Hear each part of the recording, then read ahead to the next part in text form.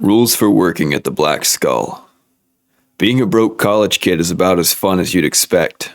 I'd just been cut off by my parents, and I soon realized that I had to find some way to pay for my tuition. Now, being the desperate idiot that I am, this led me to look for whatever job I could find. After browsing a few online ads, I came across an interesting one. Bartender wanted for the Black Skull Tavern, pays $50 an hour. The address was pretty much in the middle of nowhere, about 20 minutes outside of town. Something felt off about the whole thing, but that $50 an hour was pretty tempting. I figured, what the hell? Even if it's a scam, it's worth an application. I ended up getting a phone call a few days later, and the guy on the other end was pretty nice. His name was Charles, the owner of the place. I asked him if I needed any sort of training. He said the job was mine, and that, "Don't worry, kid, you'll pick it up real quick." I was told to come down Monday night for my first shift. When I got there, the room felt dead. The place was empty, and all I could see was a wax-sealed envelope on the counter. To our newest bartender.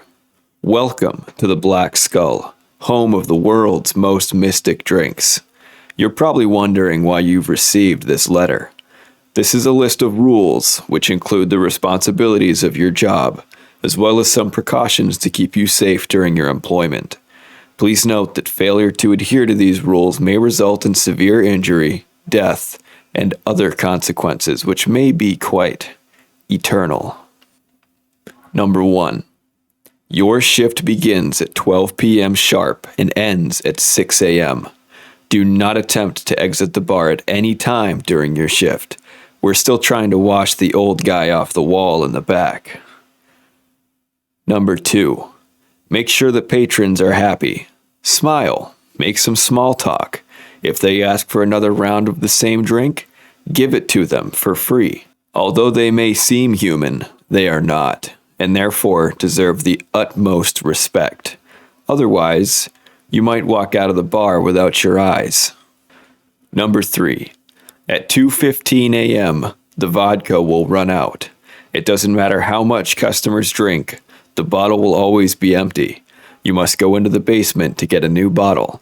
Once you grab a new bottle off the shelf, it's going to burn your hand. No matter what, don't let go.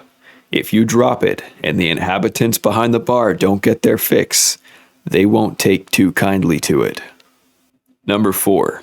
If an older gentleman with amber eyes walks in, make him an old-fashioned and refer to him as Mr. Lucius. He will ask you your name. Don't hesitate to lie through your teeth, but no matter what, do not give him your actual name.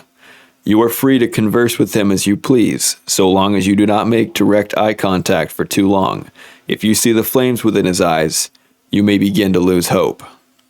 Number 5. With the exception of Rule 8, you should not be in the basement at any time other than between 2:15 and 2:20 a.m. No matter what you hear down there, ignore it. These are simply rises to try and get you to open the door. Don't open it. Number 6.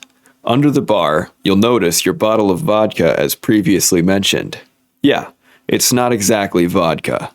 Without exception, pour a shot's worth of the stuff in each drink. Let's just say it's what keeps the drinks interesting for our clients. Number 7. You may have noticed the revolver under the bar as well. Make sure to keep it close at all times, as there are many situations in which you might need it. If a young woman who goes by Madison sits at the bar, don't hesitate to shoot her. If a gentleman wearing a Civil War uniform steps in, make sure you shoot him directly in the heart. In the unlikely event that the whole building goes dark, put the revolver to your head and pull the trigger. You're pretty much screwed if this happens, and eating a bullet is a better alternative than what Mr. Lucius has in mind for you. Number 8. If the bar is empty and Mr. Lucius comes up to you, say verbatim, "What service shall I perform for thee?" Do whatever he says, and make sure he isn't bored. Later in the night, Mr. Lucius will tell you, "Come with me." Follow him down to the basement. When you reach the bottom of the last step, he will ask you a deep, personal question. The question varies from person to person, but it will always be personal in nature, and almost always a shameful one. You will be overcome with an enormous sense of guilt, wanting to say the truthful answer. However, you must use all of your willpower to lie. If you cannot produce an acceptable answer, you will black out and feel nothing.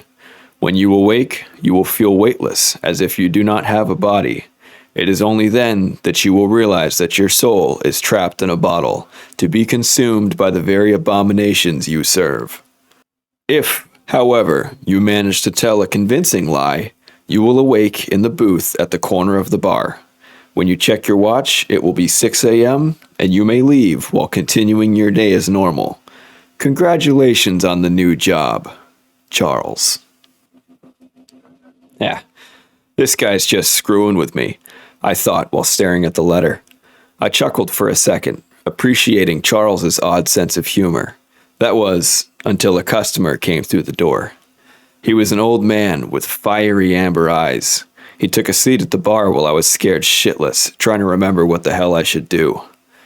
I then thought back to the list and said in a shaky voice, "What service shall I perform for thee?"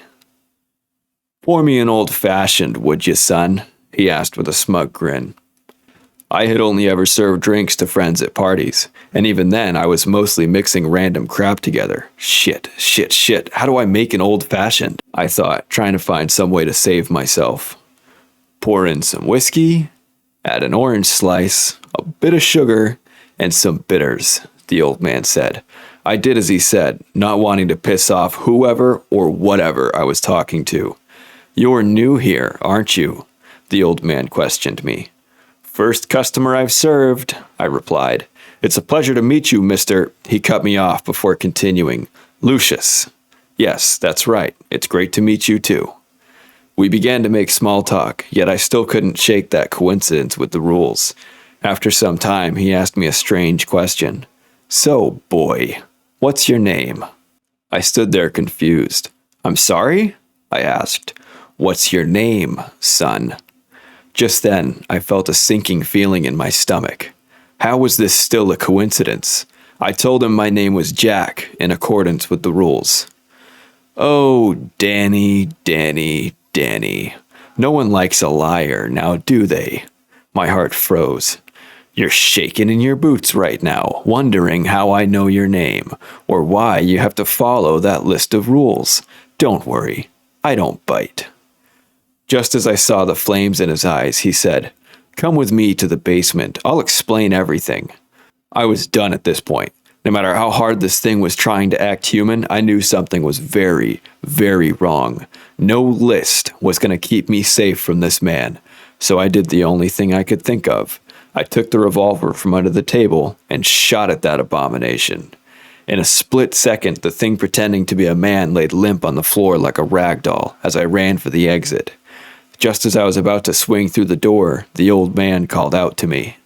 "You made the wrong choice tonight, boy. Tonight, I'll let you live. But just know that no matter where you run or what you do, I will always be near. Rule breakers deserve to be punished." I booked it out into the parking lot and towards my car, when suddenly I heard a roar from the nearby woods. I didn't want to find out what happened to the last guy, so I got into my car and floored it. When I got home, I tried calling Charles, hoping against hope that he would know how to take care of Mr. Lucius. After 4 tries, he finally picked up. "Charles, that old man with the amber eyes, he said he's after me," I said through heavy breaths. "What do I do?" "Please," Charles said with a smug tone. "Call me Lucius. I'll be seeing you soon."